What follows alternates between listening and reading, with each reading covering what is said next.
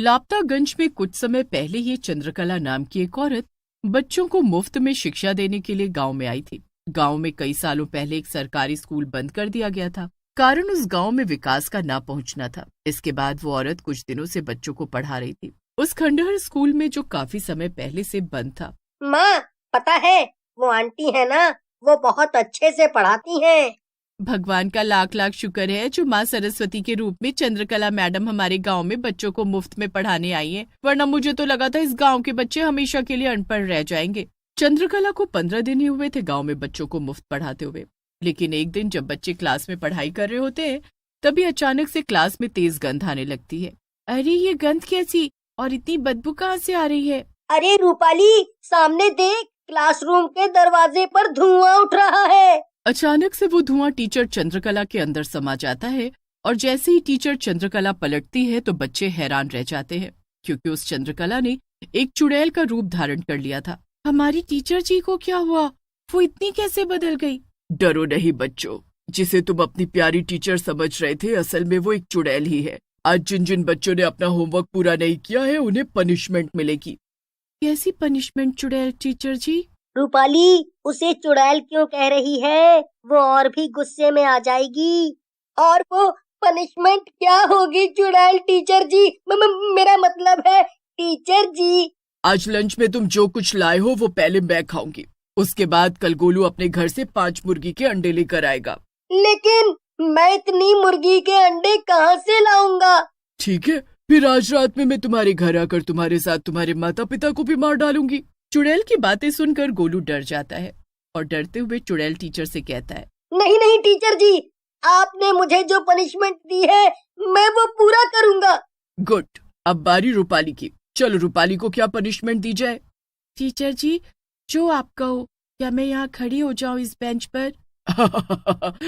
ये सब पनिशमेंट तो पुरानी हो चुकी है। मैं रूपाली को कुछ ऐसी पनिशमेंट देना चाहती हूँ कि वो उस पनिशमेंट को कभी भूल ही ना पाए। और वो क्या पनिशमेंट है चुड़ैल टीचर जी? मैंने सुना है तुम्हारे पिताजी मुर्गियाँ बेचते और खरीदते हैं। चलो अच्छा है, मेरा खाना तो अब हर रोज तुम ला कर दोगी। मुझे हर रोज तुमसे 1 मुर्गी चाहिए। अगर तुमने मुझे रोज मुर्गियाँ लाकर नहीं दी तो मैं तुम्हारे पूरे परिवार, दादा दादी, मम्मी पापा और तुम्हें एक मुर्गी बना दूंगी। फिर चारों पांचों हर वक्त पूरे गांव में घूमकर पक पक पक पक पकाओ करते रहना। जी टीचर जी, जैसा आप चाहें। हम सभी अपनी अपनी पनिशमेंट के लिए तैयार हैं, लेकिन आप हमें सजा मत दीजिएगा। हम अपनी पनिशमेंट को अच्छी तरह से पूरा करेंगे। इतना कहने के बाद सभी बच्चे अपने अपने घर आ जाते हैं।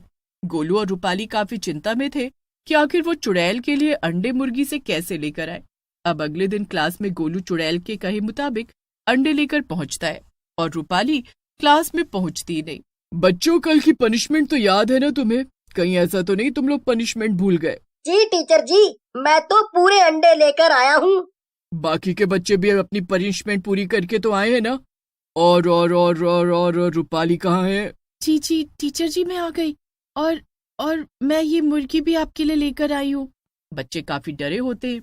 देखो बच्चों, मैं हर रोज तुम्हें पनिशमेंट दिया करूंगी और उस पनिशमेंट को तुम आसानी से पूरा कर लोगे तो मैं तुम्हें कुछ भी नहीं करूंगी, नहीं मैं तुम्हें डराऊंगी। चलो, अभी तुम लोग डर रहे हो, मैं अपने दूसरे रूप में आ जाती हूँ। इतना कहकर चुड़ैल चंद्रकला के रूप में आ जाती है और बच्चों को कुछ देर पढ़ाने के बाद उनकी छुट्टी कर देती है।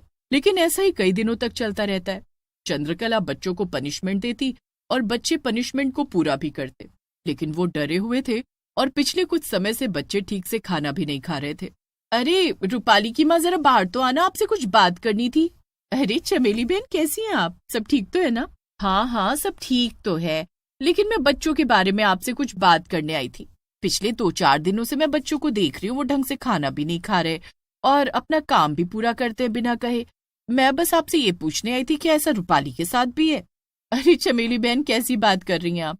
रूपाली तो ढंग से खाना ही नहीं खा रही है और रात को डर कर उठ जाती है, पूछने पर रोने लगती है और मुझे गले लगा लेती है। मुझे तो कुछ, कहीं बच्चों को टीचर ने मारा तो नहीं? मैंने इस बारे में रूपाली से बात की थी, लेकिन उसने कहा कि उसे पढ़ाई का कोई प्रेशर नहीं है और ना ही उसे टीचर ने कुछ कहा है।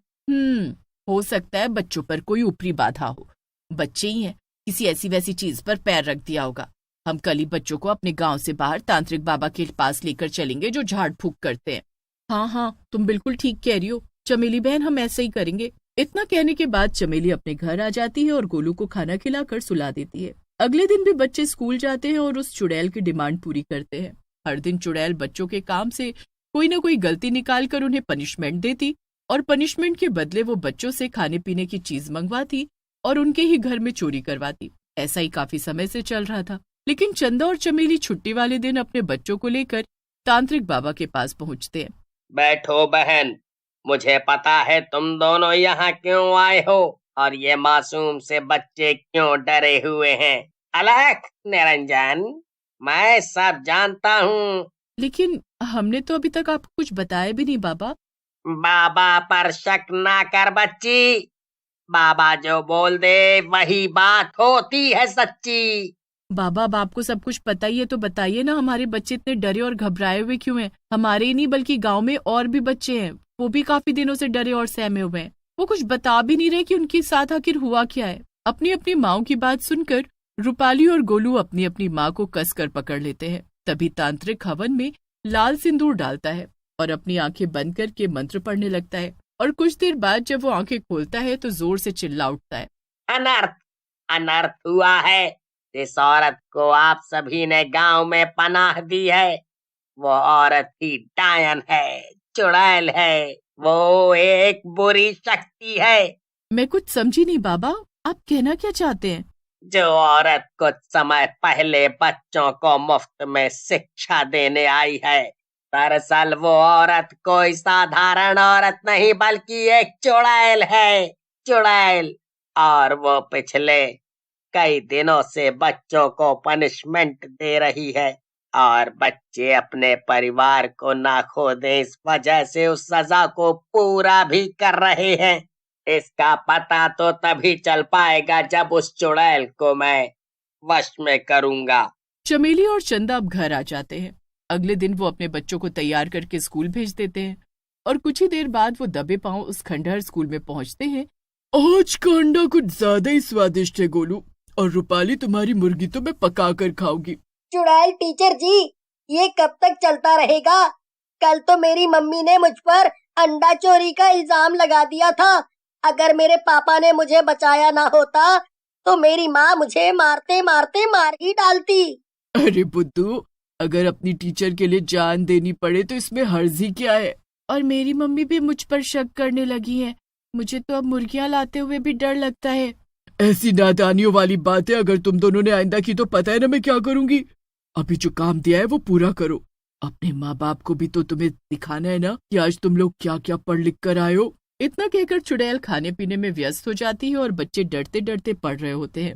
और दूसरी तरफ खिड़की से चंदा और चमेली सारा नजारा अपनी आंखों से देखकर सहम जाती है और देर शाम सारी बातें तांत्रिक को बता देती हैं। हालांकि उस स्कूल में गांव के जितने भी बच्चे पढ़ रहे थे, ये बात उन तक भी पहुंचती है और सभी एकजुट होकर तांत्रिक से मदद मांगते हैं। तांत्रिक उसी वक्त पूजा अनुष्ठान की तैयारी करता है और हवन करके उसमें आहुतियां डालने लगता है। मंत्रोच्चारण के साथ ही वो चुड़ैल को अपने वश में करने के लिए लगातार आहुतियां डाल रहा होता है। तभी वहां वो चुड़ैल हंसती खिलखिलाती हुई प्रकट होती है। अच्छा, तो गांव के लोगों को आखिर पता चली गया कि चंद्रकला की सच्चाई क्या है। चलो कोई बात नहीं, इन बेवकूफ बच्चों को मैंने मना किया था कि अगर तुमने अपनी पनिशमेंट की बात घर पर बताई तो तुम्हें कड़ी से कड़ी सजा मिलेगी, लेकिन ये नहीं माने शायद। इसमें बच्चों की कोई गलती नहीं है, तुम्हें सजा अवश्य मिलेगी। ओम भट्ट भट्ट स्वाहा। इतना कहते ही तांत्रिक लाल सिंदूर की आहुति उस जलते हुए हवन में डालता है और वो चुड़ैल जलकर भस्म हो जाती है। उसे मुक्ति मिल चुकी थी और उस दिन के बाद से गांव वाले फिर किसी बाहरी पर विश्वास नहीं करते और ना ही किसी को अपने गांव में पनाह दिया करते।